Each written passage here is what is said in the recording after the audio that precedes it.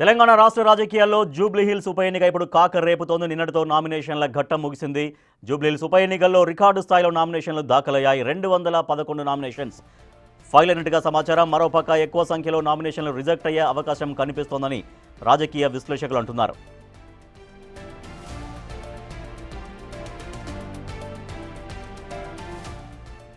చివరి రోజు భారీగా నామినేషన్లు దాఖలయ్యాయి. దీంతో ఈసారి ఎన్నడూ లేని విధంగా ఎలక్షన్ వింగ్ అధికారులు ఎక్కువ సంఖ్యలో ఎలక్ట్రానిక్ ఓటింగ్ మిషన్లను వినియోగించే అవకాశం ఉంది.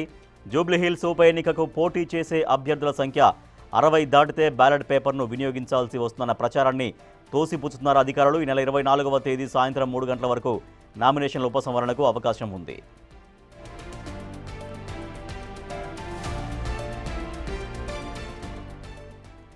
ప్రధాన పార్టీలతో పాటు ఇండిపెండెంట్ అభ్యర్థులు, RRR రైతులు, నిరుద్యోగులు, పలువురు ఓయూ విద్యార్థులు నామినేషన్లు దాఖలు చేశారు. కాంగ్రెస్ నుంచి నవీన్ యాదవ్, బీఆర్ఎస్ నుంచి మాగంటి సునీత, బీజేపీ నుంచి లంకాల దీపక్ రెడ్డి నామినేషన్ వేశారు. నవంబర్ 11న జూబ్లీహిల్స్ ఉప ఎన్నిక జరగనుండగా నవంబర్ 14న కౌంటింగ్, అదే రోజు ఫలితం వెల్లడి కానుంది.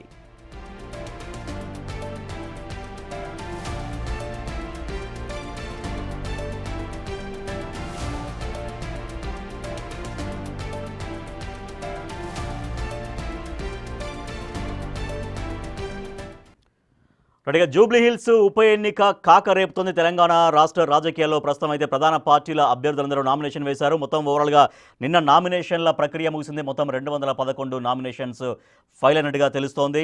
మా ప్రతినిధి విజయ్ మరింత సమాచారం. సార్ విజయ్, 211 నామినేషన్లు మొత్తం దాఖలైనట్టుగా చెప్తున్నారు. సో 24th అంటే ఎల్లుండి నామినేషన్ ఉపసంహరణ గడువు ఉంది కాబట్టి ఫైనల్గా ఎంతమంది బరిలో ఉండే అవకాశం ఎగ్జాక్ట్గా ఉన్నట్టుగా తెలుస్తోంది? రాజేష్, అయితే ఇప్పటి వరకు 321 నామినేషన్ల సెట్లు అయితే దాఖలయ్యాయి. పూర్తిగా 211 మంది క్యాండిడేట్స్ అయితే ఇప్పటి వరకు నామినేషన్లని వేశారు. అయితే ముఖ్యంగా నిన్న ఒక్కరోజు మాత్రమే 194 నామినేషన్స్ రిసీవ్ చేసుకున్నారు ఎలక్షన్కి సంబంధించినటువంటి అధికారులు. అలాగే టోటల్ క్యాండిడేట్స్ 117 మంది క్యాండిడేట్స్ నిన్న ఒక్కరోజే నామినేషన్స్ అయితే దాఖలు చేశారు. అయితే ఇటు జూబ్లీహిల్స్ ఉప ఎన్నిక చూసుకున్నట్లయితే హోరాహోరీగా అయితే కనిపిస్తూ ఉంది. కాక రేపుతుందనే చెప్పాలి. పూర్తిగా ఈ క్యాండిడేట్స్ ఎవరైతే నామినేషన్ వేసినటువంటి క్యాండిడేట్స్ చూసుకున్నా కూడా అయితే ఈ ఉపసంహరణ తర్వాత రానున్నటువంటి ఈ 2 రోజుల్లో ఉన్నటువంటి ఉపసంహరణ తర్వాత సుమారుగా 40 నుంచి 60 మంది క్యాండిడేట్స్ అయితే బరిలో నిలిచేటువంటి అవకాశం కూడా కనిపిస్తూ ఉంది. మరొక పక్క 60 మంది క్యాండిడేట్స్ కనుక దాటితే ఈ ఉప ఎన్నికలో బ్యాలెట్ పేపర్ల ద్వారా ఎన్నికలు నిర్వహించాలన్నటువంటి వాదన ఏదైతే ఉందో దాన్ని పూర్తిగా ఎన్నికల అధికారులు అయితే తోసిపుచ్చుతూ ఉన్నారు. ఏదేమైనప్పటికీ కూడా ఇటు పూర్తిగా ఎలక్ట్రానిక్ పరికరాలనే వినియోగించి అటు ఈవీఎంలు కావచ్చు, ఇతర ఎలక్ట్రానిక్ పరికరాలను వినియోగించే ఈ ఒక్క ఉప ఎన్నికని కొనసాగించేటువంటి అవకాశం కూడా కనిపిస్తూ ఉంది. మరీ ముఖ్యంగా నిన్న ఒక్కరోజు మాత్రమే 194 నామినేషన్స్ దాఖలయ్యాయి అనేది కూడా మనకి ఎన్నికల అధికారులు కూడా చెప్తా ఉన్నారు.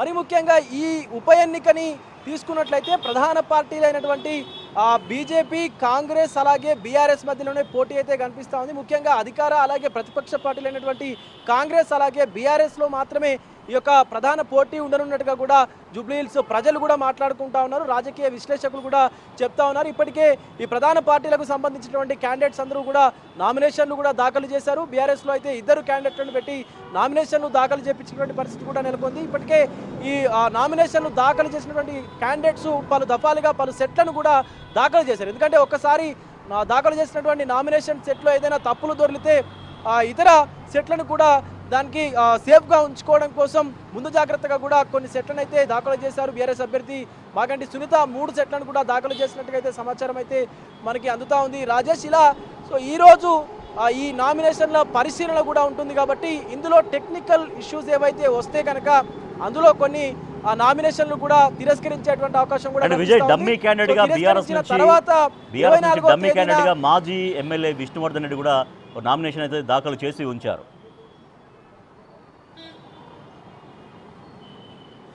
ఎగ్జాక్ట్లీ ఇది కేసీఆర్ వ్యూహంలోని ఒక అడుగు అంటూ కూడా బీఆర్ఎస్ వర్గాలు చెప్తా ఉన్నాయి. మరొక పక్క రాజకీయ విశ్లేషకులు కూడా మాట్లాడుకుంటా ఉన్నారు. ఎందుకంటే బీఆర్ఎస్ పార్టీ ఈ జూబ్లీహిల్స్ ఉప ఎన్నికకు సంబంధించి అందరికంటే ముందుగా స్ట్రాటజిక్గా బీఆర్ఎస్ పార్టీ తమ అభ్యర్థిని ప్రకటించింది. అలాగే అభ్యర్థిని ప్రకటించక ముందు నుంచే అభ్యర్థి పూర్తిగా ప్రజల్లో నిమగ్నం అయ్యేందుకు, ప్రజల్లో కలిసేందుకు, ప్రజలతో కలిసి తిరిగేందుకు కూడా సన్నాహాలు చేస్తూ తమ సంబంధించిన ఫ్యామిలీ మెంబర్స్ను కూడా ప్రచారంలో నిమగ్నమైతే చేసింది. ఆవిడ కూడా ప్రచారం కూడా చేసుకుంది.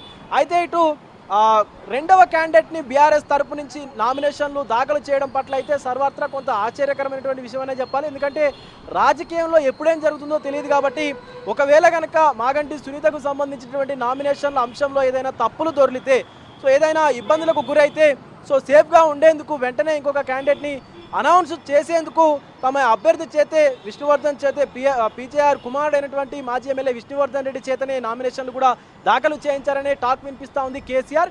కానీ విష్ణువర్ధన్ రెడ్డి తమ నామినేషన్ని విత్డ్రా చేసుకుంటాడంటూ కూడా బీఆర్ఎస్ వర్గాలు మాట్లాడుకుంటున్నాయి. ఎందుకంటే మాగంటి సునీతకి ఈ టికెట్ కన్ఫర్మ్ అయిపోయింది కాబట్టి ఆవిడే బరిలో నిలుస్తారు. ఖచ్చితంగా ఈ ఎలక్షన్లో ఆవిడే విజేతగా ఉంటారు. ఖచ్చితంగా ఆ సిట్టింగ్ స్థానాన్ని, తమ భర్త సిట్టింగ్ స్థానాన్ని తనే మళ్ళీ చేజిక్కించుకుంటారనేటువంటి వాదనలు అలాగే మాటలు కూడా బీఆర్ఎస్ వర్గాల నుంచి వినిపిస్తూ ఉన్నాయి. రాజేష్.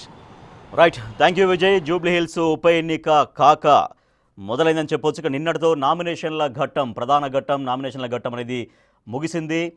రేపు అంటే 24th రోజు, ఎల్లుండి 24th నామినేషన్ల ఉపసంహరణకు చివరి గడువు ఉంది కాబట్టి ఇప్పటిదాకా అయితే 211 నామినేషన్లు దాఖలయ్యాయి. దీంట్లో ఎంతమంది ఉపసంహరించుకుంటారో రేపు చూడాలి, అంటే ఎల్లుండి చూడాలి. 24th రోజు ఫైనల్గా ఎంతమంది బరిలో ఉండబోతున్నారో తెలుస్తుంది. 20 డేస్ కరెక్ట్గా ఉప ఎన్నికకు నవంబర్ 11కి 20 రోజుల సమయం మిగిలి ఉంది. సో ఈ 20 డేస్లో ఇంకా రాజకీయ పక్షాలు, ప్రధాన రాజకీయ పక్షాలు ఎవరి గెలుపుపైన వాళ్ళు ధీమా వ్యక్తం చేస్తూ ప్రచారాన్ని ముందుకు కొనసాగిస్తూ ఉన్నాయి.